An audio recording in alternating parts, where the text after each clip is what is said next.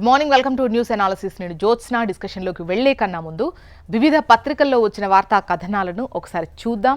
తెలంగాణ వార్తా పేపర్స్ చూసినట్టయితే ముందుగా ఈనాడులో వచ్చినటువంటి వార్తా కథనాలు ఏంటో ఒకసారి చూసిద్దాం. ముందుగా ఈనాడు, తెలంగాణ వైపు ఈనాడు కనుక మనం చూసినట్టయితే ప్రధాన వార్తగా మనకు కృష్ణాలో మరిన్ని జలాల వినియోగమే లక్ష్యం, తెరపైకి కొత్త ప్రాజెక్టులు అంటూ వార్తను హైలైట్ చేశారు.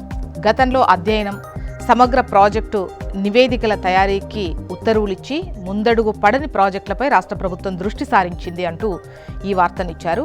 కృష్ణా ట్రిబ్యునల్ ఎదుట తమ వాదనలకు బలం చేకూరేలా వినియోగంలో ఉన్న ప్రాజెక్టుల కింద అదనపు నీటి కేటాయింపులు, రిజర్వాయర్ల సామర్థ్యం పెంపు కొత్తగా చేపట్టడానికి ఉత్తర్వులిచ్చి కార్యరూపం దాల్చాలని, ప్రాజెక్టులను కదిలించాలని నిర్ణయించింది. ఈ నెల 23 నుంచి బ్రిజేష్ కుమార్ ట్రిబ్యునల్ ఎదుట వాదనలు ప్రారంభం కానుండగా ఈలోగా సుమారు 294 టీఎంసీల కేటాయింపులపై ఉత్తర్వుల జారీకి కసరత్తు జరుగుతోంది అంటూ ఈ వార్తనిచ్చారు. నీటిపారుదల శాఖ ముమ్మర కసరత్తు చేస్తోంది. బేసిన్లో భవిష్యత్ అవసరాలను దృష్టిలో ఉంచుకొని ఉత్తర్వులు ఇవ్వబోతున్నారు. బ్రిజేష్ ట్రిబ్యునల్ ఎదుట వాదనలు వినిపించబోతుంది ప్రభుత్వం. ఇక వీధి దీపాలపై పక్కాగా లెక్క అంటూ ప్రతి లైటు వెలగాలి, అవసరమైన టెండర్లు పిలవాలని సీఎం రేవంత్ రెడ్డి ఆదేశించారు. ఇక రైట్ సైడ్ కనుక మనం చూసినట్టయితే కొన్ని కీలక నిబంధనలకు సంబంధించి స్టే అంటూ ఈ వక్ఫ్ చట్టానికి సంబంధించి మొత్తం సవరించలేము అని చెప్పేసి సుప్రీం తెలిపింది. సో ఈ క్రమంలో రాజ్యాంగబద్ధంగా పార్లమెంట్ ఆమోదించిన వక్ఫ్ చట్టాన్ని మొత్తంగా నిలువరించలేము అని చెప్పేసి సుప్రీంకోర్టు స్పష్టం చేసింది. యాక్చువల్గా వక్ఫ్ చట్ట సవరణ ఏదైతే ఉందో దానిపై సుప్రీంకోర్టు మెట్లెక్కిన సంగతి తెలిసిందే. కొన్ని ముస్లింకు సంబంధించినటువంటి సంస్థలు. సో ఈ క్రమంలో అది పూర్తిగా నిలువరించలేము, బట్ కొన్ని సవరణలు అయితే చేసేటువంటి అవకాశం ఉంటుంది. కొన్నిటిపై మాత్రం కొన్ని నిబంధనలకు సంబంధించి స్టే ఇస్తున్నామని చెప్పేసి నిన్న మధ్యంతర ఉత్తర్వులు ఇచ్చినటువంటి క్రమంలో అదే వార్తను ఇక్కడ హైలైట్ చేశారు. సవరణ చట్టం 2025లో అన్ని నిబంధనలపై స్టే ఇవ్వడానికి మాకు ఎటువంటి కారణాలు కనిపించట్లేదు, అందువల్ల చట్టాన్ని వ్యతిరేకిస్తూ స్టే ఇవ్వాలని చేసిన విజ్ఞప్తులను తిరస్కరిస్తున్నామని చెప్పేసి ప్రధాన న్యాయమూర్తి జస్టిస్ బిఆర్ గవాయ్, న్యాయమూర్తి జస్టిస్ అగస్టిన్ మసీహ్లతో కూడినటువంటి ధర్మాసనం నిన్న తీర్పిచ్చింది.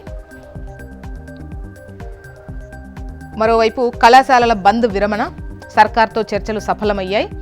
వారంలో 600 కోట్లు, దీపావళిలోపు మరో 600 కోట్లు బకాయిలు చెల్లించేందుకు ప్రభుత్వం అంగీకరించింది. ఉన్నత విద్యాసంస్థల సమాఖ్య ప్రతినిధులు ఈ వివరాలు వెల్లడించారు. ఇక ఇజ్రాయెల్ రక్త దాహాన్ని అడ్డుకుందాం, నిర్ణయాత్మక చర్యలకు ఇదే తగిన సమయం, ఇస్లామిక్ అరబ్ నేతల ఉద్ఘాటన. దోహాలో 50కి పైగా దేశాల అత్యవసర భేటీ జరిగింది. సో అదే ఈ వార్త.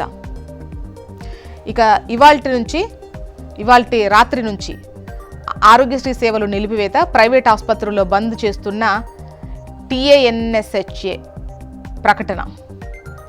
సంక్షోభమున్న ఎక్కువ ఉద్యోగాలు ఫార్మా రంగంలోనే అంటూ ప్రారంభ వేతనమే కొలమానం కాదు, అనుభవం తర్వాత భారీగా ప్యాకేజ్ ఉంటుంది.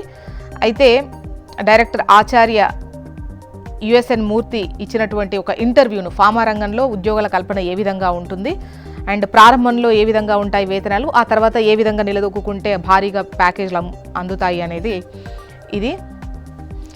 ఇక వంతారాపై సిట్ నివేదికను ఆమోదించిన సుప్రీంకోర్టు, అధ్యయనం చేసిన తర్వాత కీలక ఘట్టాలు అంటూ వార్తను హైలైట్ చేశారు.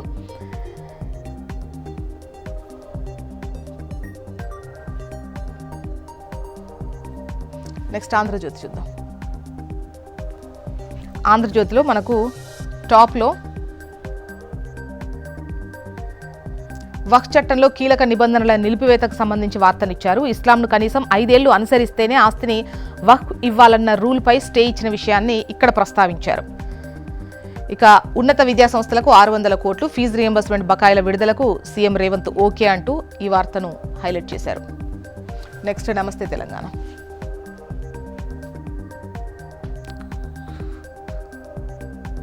నమస్తే తెలంగాణలో కనుక మనం చూసినట్లయితే ఈ జూబ్లీ హిల్స్ ఉప ఎన్నికకు సంబంధించి విజయం గులాబీదే అంటూ ధీమా వ్యక్తం చేస్తోంది బీఆర్ఎస్. సో వీళ్ళు చేసుకున్నటువంటి సర్వేకు సంబంధించి 42.8% ప్రజల మద్దతుతో ముందంజలో బీఆర్ఎస్ ఉంది. కాంగ్రెస్ కంటే బీఆర్ఎస్కు 10.1% ఎక్కువ ఓట్లు. మళ్లీ కేసీఆర్ఏ సీఎం కావాలన్న 46% మంది ఓటర్లు. కోడ్మో కనెక్టింగ్ డెమోక్రసీ నిర్వహించిన సర్వే అట ఇది. అందులో సర్వే వివరాలు ఇలా ఉన్నాయి. మొత్తానికి జూబ్లీహిల్స్ ఉప ఎన్నికల్లో బీఆర్ఎస్దే విజయం అని చెప్పేసి ఈ కోడ్మో కనెక్టింగ్ డెమోక్రసీ సర్వే చెబుతోంది. పథకాలకు పాతర చెప్పుల జాతర అంటూ కాంగ్రెస్ పాలనలో రాష్ట్రం అస్తవ్యస్తమైందని చెప్పేసి కేటీఆర్ అన్నటువంటి విషయాన్ని ఇక్కడ ప్రస్తావిస్తూ ఈ వార్తను హైలైట్ చేశారు. ఆ ఎమ్మెల్యేలు దొరికిన దొంగలు అంటూ ఇక్కడ బయటపడ్డ కోర్టు ముందు తప్పించుకోలేరు. ఆ 10 నియోజకవర్గాల్లో ఉప ఎన్నికలు ఖాయం. స్పీకర్ ఇచ్చిన గడువులోగా రీజాయిండర్లు ఇచ్చినాం. కోర్టు ఇచ్చిన గడువులోగా స్పీకర్ నిర్ణయం తీసుకోవాలి. మాజీ మంత్రి సూర్యాపేట ఎమ్మెల్యే జగదీష్ రెడ్డి వెల్లడి. బండి సంజయ్పై కేటీఆర్ పరువు నష్టం దావాకు సంబంధించి వార్తనిచ్చారు. అనుచిత వ్యాఖ్యలు ప్రసారం చేసిన మీడియా సంస్థలు, సామాజిక మాధ్యమాలు, డిజిటల్ వేదికలపై కూడా విచారణకు స్వీకరించిన కోర్టు కేంద్ర మంత్రికి నోటీస్. డిసెంబర్ 15న విచారణకు హాజరు కావాలని ఆదేశం. ఇక 108 అంబులెన్సుల్లో భారీ స్కామ్ అంటూ ఉద్దేశపూర్వకంగా వాహనాలు బ్రేక్డౌన్. ఉద్యోగులకు 15 నుంచి 20 రోజులే డ్యూటీ, మిగిలిన రోజులకు జీతాలు ఎగవేత. ఇదేమిటని ప్రశ్నిస్తే రిలీవర్ ఉన్నారు, ఆఫ్ తీసుకోవాల్సిందే అంటూ హుకుం.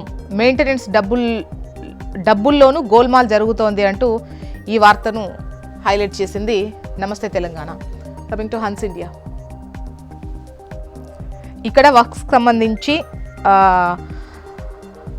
కొన్ని నిబంధనలకు సంబంధించి సుప్రీం స్టే ఇచ్చిన విషయాన్ని ఇక్కడ ప్రస్తావిస్తూ ఈ వార్తను హైలైట్ చేస్తూ కథనాన్ని ఇచ్చింది హన్స్ ఇండియా.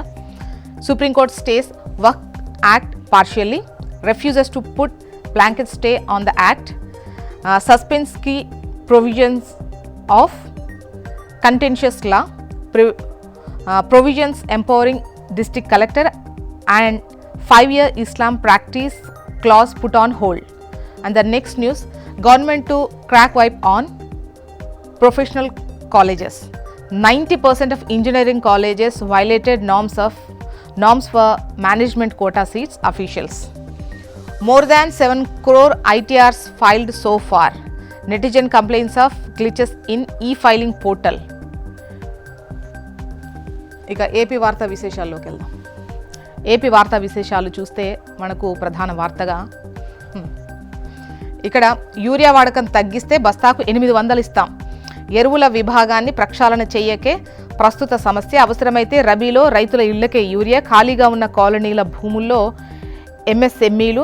కలెక్టర్ల సదస్సులో సీఎం చంద్రబాబు. అయితే యూరియా వాడకం తగ్గించే రైతులు, కౌలు రైతులకు ప్రోత్సాహకంగా బస్తాకు 800 చొప్పున ఇస్తామని సీఎం చంద్రబాబు ప్రకటించారు. రసాయన ఎరువుల వాడకం తగ్గింపుపై కేంద్రం ఇచ్చే ప్రోత్సాహకాన్ని రైతులకే బదిలీ చేస్తామని చెప్పారు. మరోవైపు వక్ఫ్ చట్టంలో కీలక నిబంధనపై స్టే అంటూ వార్తను హైలైట్ చేశారు. నెక్స్ట్ ఆంధ్రజ్యోతి చూద్దాం.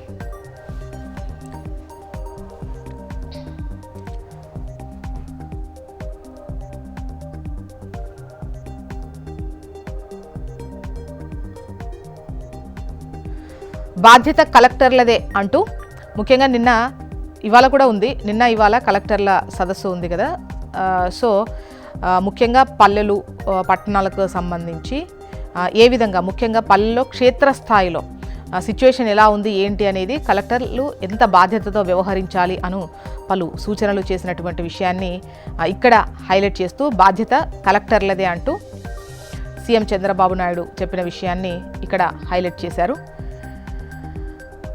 అధికారం కోసం అడ్డగోలు సొమ్ము అంటూ మరో వార్తను మీరు చూడొచ్చు చెవిరెడ్డి ఇష్యూకు సంబంధించి. నెక్స్ట్ వచ్చేసి సాక్షి కనుక చూసినట్టయితే 5 ఏళ్ల నిబంధన కుదరదు. వక్ఫ్ ఆస్తి ఇవ్వాలంటే 5 ఏళ్లు ఇస్లాంను పాటించాలనే నిబంధనతో పాటు కీలక సెక్షన్లపై సుప్రీంకోర్టు స్టే ఇచ్చిన విషయాన్ని ఇక్కడ హైలైట్ చేశారు. మరోవైపు బీహార్లో ఈ ఎస్ఐఆర్ ఏదైతే ఉందో అది చట్ట విరుద్ధమని తేలితే పక్కన పడేస్తాం అని చెప్పేసి సుప్రీం చెప్పిన విషయాన్ని ఇక్కడ హైలైట్ చేశారు. దక్షిణ కొరియా దెబ్బకు ట్రంప్ దిగొచ్చారు. విదేశీయులను ఉద్యోగాల్లో చేర్చుకోవచ్చు అని చెప్పిన విషయాన్ని ఇక్కడ హైలైట్ చేశారు. దేశ భద్రతలో దేశ భద్రతలో మరింత స్వయం సమృద్ధి సాధించాల్సి ఉందని కంబైన్డ్ కమాండర్స్ కాన్ఫరెన్స్లో ప్రధాని మోదీ పేర్కొన్న విషయాన్ని ఇక్కడిచ్చారు. ఇక యూరియాపై హ్యాండ్సప్ అంటూ సరఫరాలో విఫలమయ్యాం. కలెక్టర్ల సదస్సులో సీఎం చంద్రబాబు వ్యాఖ్యలు. మానవ తప్పిదమే, ప్రణాళిక సరిగ్గా అమలు చెయ్యలేదు. ఏ రైతుకు ఎంత ఇవ్వాలో అంతే ఇచ్చుంటే సమస్య వచ్చేది కాదు అని చెప్పేసి సీఎం అన్నారు అని చెప్పేసి యూరియాపై హ్యాండ్సప్ అంటూ ఈ వార్తను హైలైట్ చేశారు. ఆగిన ఆరోగ్యశ్రీ అంటూ ఏడాదిన్నరగా 2,500 కోట్లకు పైగా బకాయిలున్నాయని ఒక వార్తను, మరో భారీ ప్రాజెక్టు రాష్ట్రం నుంచి అవుట్ అంటూ నెల్లూరులో 5,500 కోట్ల నాల్కో మిథాని యూనిట్ ప్యాకప్ అంటూ వార్తను హైలైట్ చేశారు. ఇక 15 సెప్టెంబర్ 2023 రాష్ట్ర ప్రజారోగ్య రంగంలో ఒక గొప్ప రోజు, సీఎంగా పరిపాలన కాలంలో నాకు అత్యంత సంతృప్తినిచ్చిన రోజు అని చెప్పేసి వైఎస్ జగన్ అన్నటువంటి విషయాన్ని ఇక్కడ హైలైట్ చేస్తూ, వైఎస్ఆర్సీపీ అధ్యక్షుడు మాజీ ముఖ్యమంత్రి వైఎస్ జగన్ 1923 నుంచి 2019 వరకు రాష్ట్రంలో ఉన్న ప్రభుత్వ మెడికల్ కాలేజీలు కేవలం 12, మా హయాంలో ఒకేసారి ప్రభుత్వ రంగంలో 17 మెడికల్ కాలేజీలను సంకల్పించామని చెప్పేసి ఆయన మాట్లాడిన విషయాన్ని ఇక్కడ హైలైట్ చేశారు. మొత్తానికి ఇవి ఇవాళ వివిధ పత్రికల్లో వచ్చినటువంటి వార్తా కథనాలు. ఇప్పుడు ఒక చిన్న బ్రేక్ తీసుకుందాం. బ్రేక్ తర్వాత డిస్కషన్లోకి వెళ్దాం. Stay tune.